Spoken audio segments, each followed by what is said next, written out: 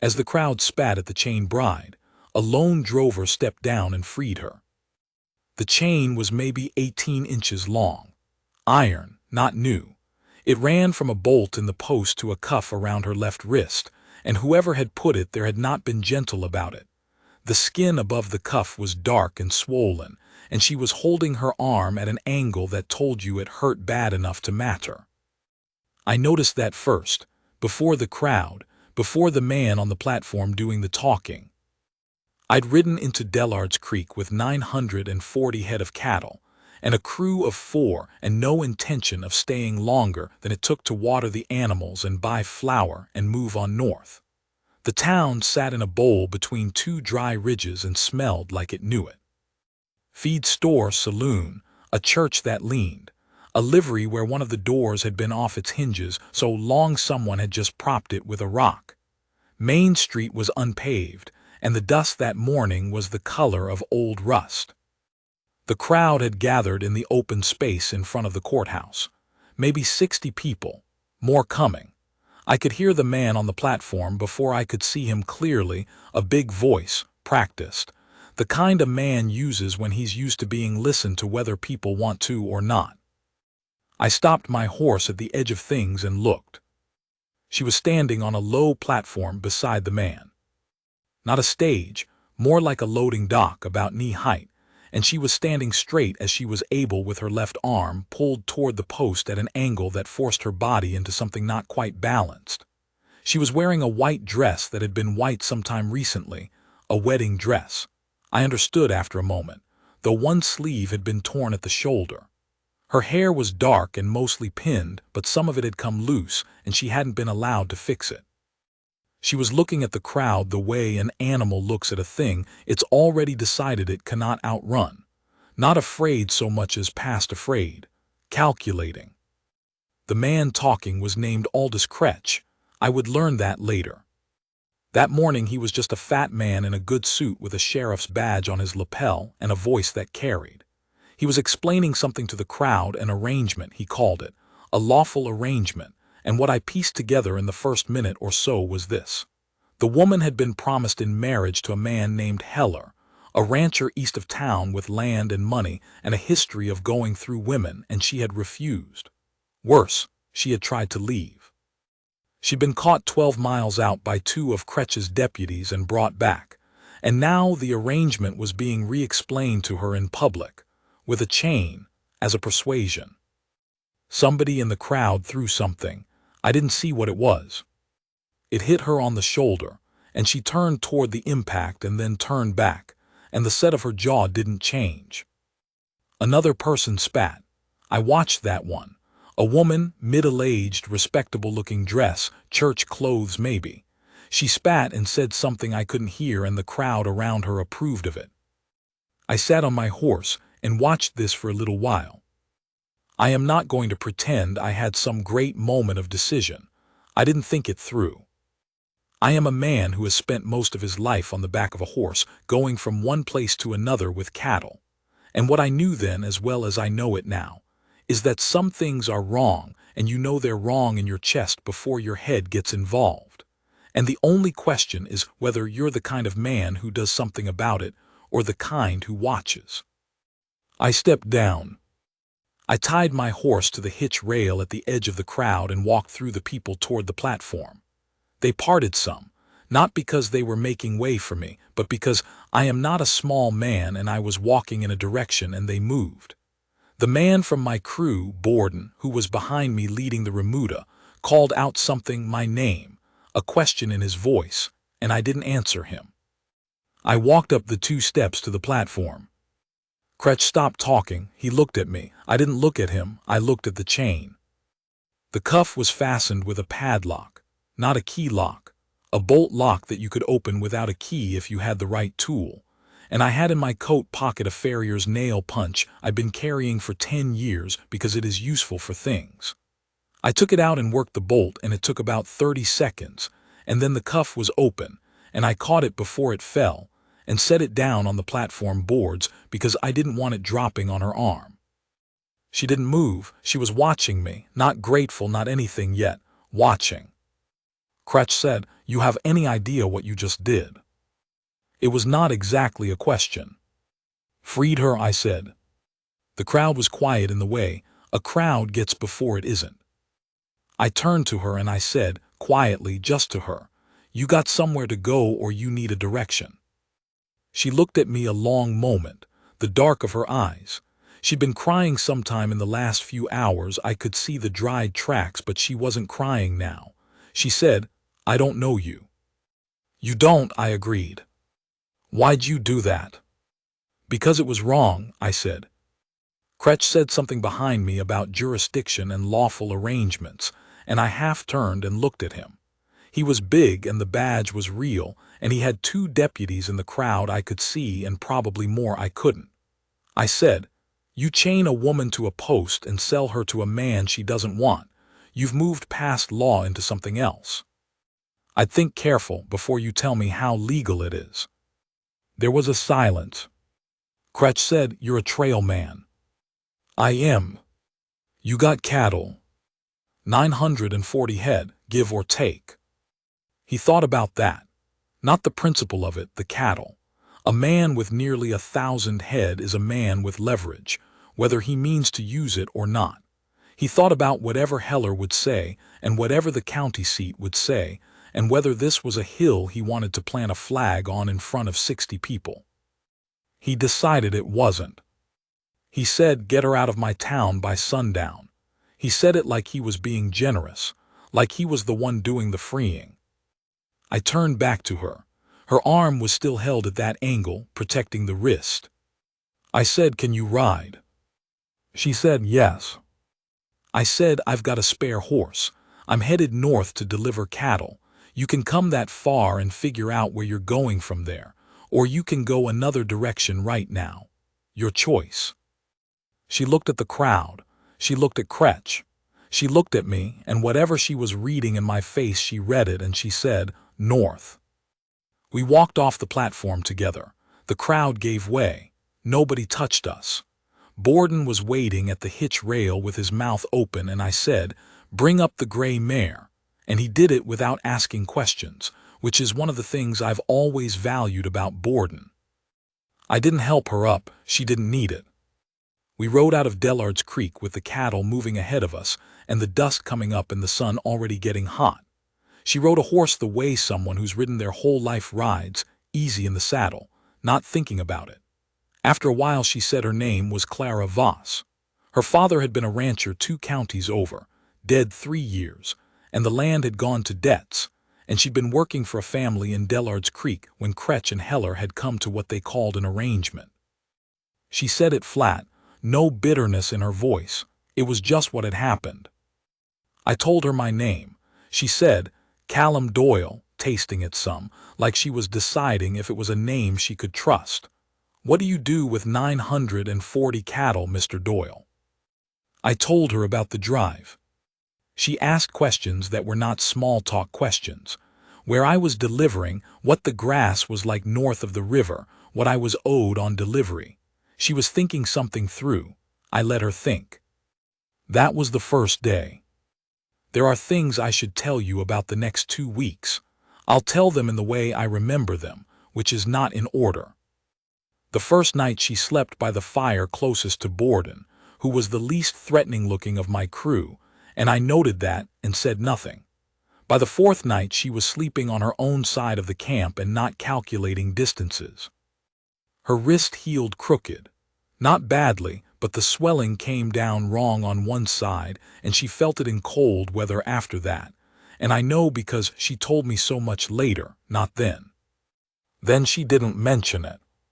She could cook better than anyone in the crew, and she did it without being asked and without comment. And the first time she handed me a plate I said thank you, and she said, I'm not doing it for you. I'm doing it because it's better than watching you burn things. I thought about that and decided it was probably a fair thing to say. She noticed things. That is what I want to tell you about her. The way she would look at the sky and say, an hour before it happened, rain coming from the southwest, not heavy, and be right. The way she watched the cattle and said on the 5th day, pointing to a steer in the middle of the herd, that one's going lame left foreleg, You'll lose him in 2 days if you don't pull him out now, and she was right about that too. The way she figured out inside the first week that Borden was scared of the river crossing we were heading for, and she just started talking to him about it, casual, like she was talking about weather. And by the time we got there, he crossed it like he'd done it 100 times. I watched this, and I didn't say anything about it, but I watched. There was a night, the 9th night, we were maybe 4 days out from delivery, when one of the crew, a man named Ferris who'd been with me 2 seasons and who I'd thought was solid, came back from the Remuda line drunk. He'd had whiskey hid somewhere, and he'd been at it since before supper, and he was at the stage where a man gets a kind of courage that isn't courage. Clara was at the fire. He came up behind her. I was across the camp. I was on my feet before I'd decided to be. She turned and looked at him. She said, flat and clear, "You take one more step and I'll put this fire iron through your hand." She was holding the fire iron. She'd picked it up while she was turning, which meant she'd heard him before she turned. Vera stopped. I got there and I took him by the collar and I walked him to the far edge of camp, and I told him quiet and plain what would happen if he ever came near her again. He left the drive the next morning. I told him I'd pay him what I owed him at a bank in Caldwell, and he could collect it there. Later that night, I came back to the fire, and Clara was still up.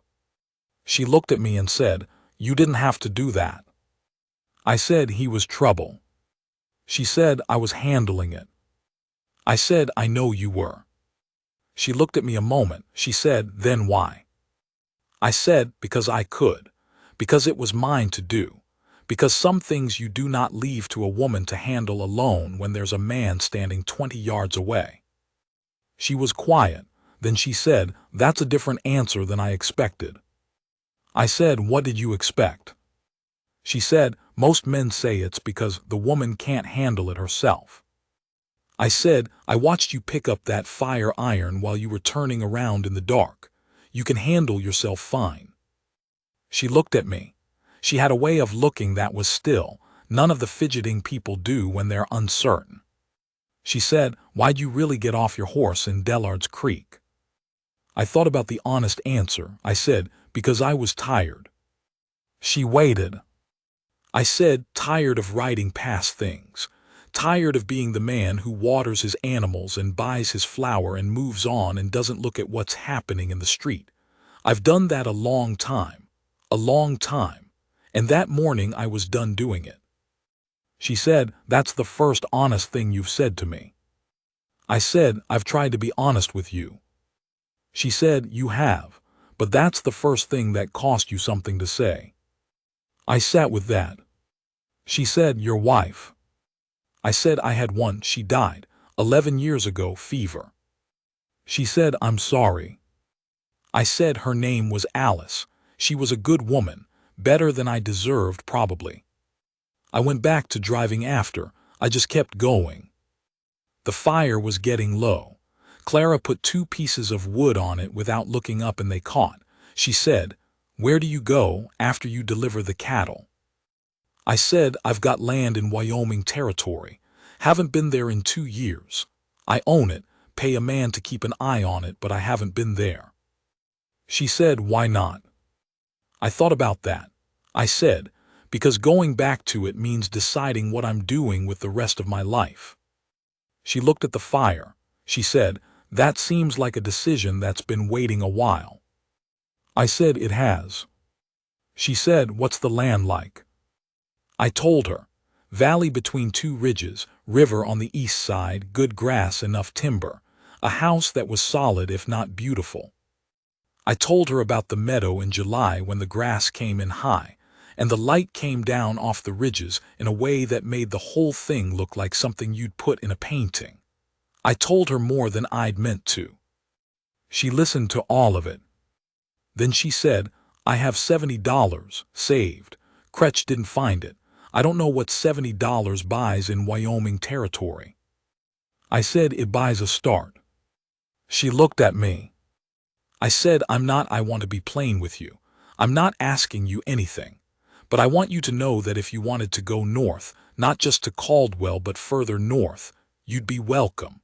I can pay fair wages and the work is honest, and you'd have your own room in the house and no claim on you. No arrangement of any kind. You'd be free to go whenever you wanted. She was quiet a long time. She said, "You're serious?" I said, "I don't say things I'm not serious about." She looked at me that still look. She said, "I'll think about it." We delivered the cattle at Caldwell 4 days later, and I paid off Borden and the other 2 men, and stood in the street outside the stock pens while the buyer counted out my money. Clara stood a few feet away, watching. When it was done, I said, "What did you think about?" She said, "Wyoming." I said, "And?" She said, "And I want to see the meadow in July." We left Caldwell 2 days later with a packed wagon and 2 horses. I had more than I'd come with and something to go back to that I hadn't had before, and I was not sure what to make of any of it except that I kept not wanting to stop moving north, and it wasn't the land I was moving toward. It was what I was bringing with me. She figured it out before I said anything. About 6 days out of Caldwell, we made camp on the north side of a creek, and after supper she was washing the tin plates in the creek and I was sitting nearby doing nothing useful, and she set down the plate she was washing and looked at me and said, "If you're trying to say something, Callum, you can just say it." I said, "I'm trying to say it right." She said, "There's no right, there's just saying it." I said, "I don't want you to be a hired hand." She was quiet. I said, "I want you at the table, not working for me, with me. I want someone at the table. I want someone who argues with me and notices things and tells me when the steer's going lame. I stopped. I said, "I don't know how to say this without it sounding like a list of requirements." She said, "It doesn't sound like a list." I said, "What does it sound like?" She looked at me a moment. She said, "It sounds like a man who's been alone a long time, trying to say he doesn't want to be anymore." I said, "That's it, that's what it is." She came back from the creek and she sat beside me and we were quiet for a while, the fire doing what it did, the horses steady on the line. Then she put her hand in mine. Her hand was small, and the left wrist was still a little thick where it had healed wrong, and I held it carefully. She said I'd need the room, my own room, for a while. I said, "For as long as you need." She said, "And you'd have to be patient." I said, "I've been moving cattle for 30 years. I know how to be patient." She made a sound that was almost a laugh. Not quite, but almost. She kept her hand in mine. That is the thing I carry from that trip north. Not the delivery, not the money, not even the land waiting at the end of it. It's the weight of her hand, small and a little crooked and warm. That's the thing. We married in the fall, in the front room of the house, with a minister from the next settlement who owed me a favor and Borden as a witness. Clara wore a blue dress she'd made herself, which she did not show me until the morning of the ceremony.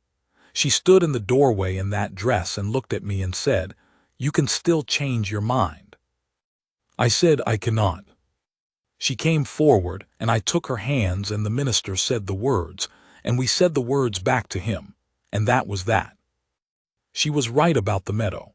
July comes in up here the way I tried to describe it that night by the creek, but describing it doesn't work. You have to stand in it. The grass comes up to a horse's knee, and the light does what I said, and you just stand there, and it doesn't ask anything of you. It's just there. She stood next to me in it the first July after we married. We'd been working hard since spring, and we hadn't had many mornings that weren't full of something needing doing. But that morning, we rode out early and left the horses at the ridge and walked down into the meadow and stood. She looked out across it. Her hair was loose the way she kept it in the morning. I looked at her instead of the meadow. I couldn't help it. She caught me looking and said, "What?" I said, "Nothing." She said, "Callum." I said, "I was just thinking I'm a lucky man." She said, "You rode off a horse into a crowd for a woman in a chain. That's not luck. That's a man deciding what kind of man he is." I said, "Still." She turned and she looked at me the way she looks at me sometimes when she's decided something, clear and still and direct, and she put her hand flat on my chest, just over the heart. She said, "So am I lucky, I mean." I put my hand over hers. The grass moved around us. The light came down off the ridge the way I'd told her it would. I didn't say anything. There was nothing to say that would have been better than standing there.